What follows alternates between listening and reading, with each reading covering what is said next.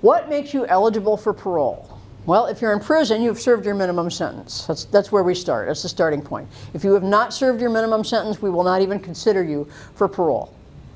So you have to have served your minimum sentence. And then we're going to look at something called a parole guideline score number. Parole guideline score number. And similar to classification, it's a scoring rubric, a numerical rubric, where we're going to look at a whole bunch of different factors. Maybe your crime, the seriousness of your crime, the nature of your crime, prior record. Past behavior is the best indicator of future behavior. How did you behave in the institution? Did you progress through your programs? What is your age? Right? Because we learned younger people are more likely to commit crimes than older people. Mental status, risk factors for reoffending. You know, we factor all of that in there in the scoring rubric.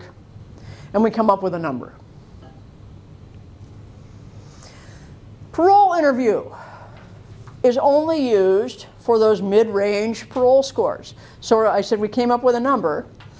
If you're on the low end, we don't need to talk to you. If you're on the one end of the parole scores, we don't need to talk to you at all. If you're on the other end, we're not even going to look at you. So it's only those people who are kind of in the middle that we're saying, yeah, okay, we do want to talk to them and see where they're at, where their head's at, how much they've changed. So the low scores are automatically granted. The high risk scores are automatically denied. And we just talk to the people in the middle. Kind of makes sense, right? Now, they always show a picture like this where you've got the parole board, you know, and there's a whole bunch of people questioning the individual, and it's just not like that anymore. Used to be, but it's too expensive. So essentially what they do, they have a parole hearings room that's closed circuit TV to Lansing.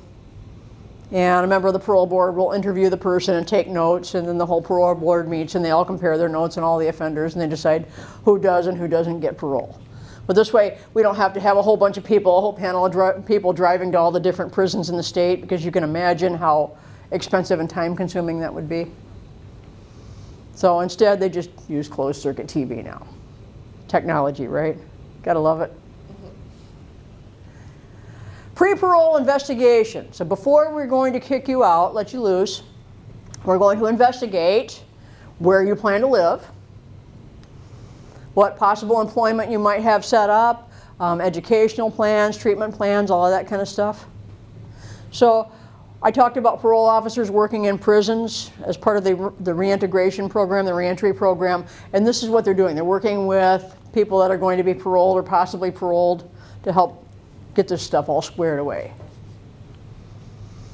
We are also going to notify any crime victims who have said they want to be notified, and we're going to notify the prosecutor and the police. Okay, so if Randy the rapist is getting out, probably his victim's going to want to know. And probably we're going to let the police know and the prosecutor know too. So if rapes start again, who are we going to chase down first? Oh, Randy, hey, we need to talk to you, dude.